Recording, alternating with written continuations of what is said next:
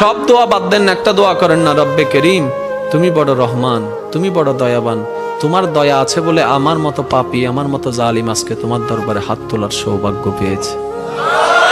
আল্লাহর কাছে সবসময় দোয়া করতে হবে পজিটিভ, নেগেটিভ কোনো দোয়া আল্লাহর কাছে করা যাবে। ইসলাম কি শিখাচ্ছে জানেন?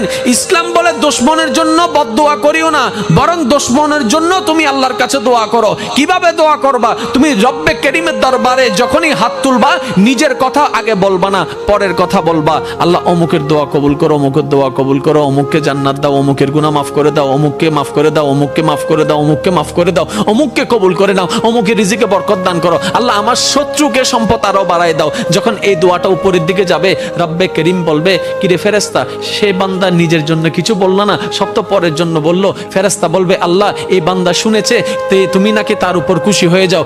যে বান্দা অন্যের জন্য ভালো চাই, তুমি নাকি তার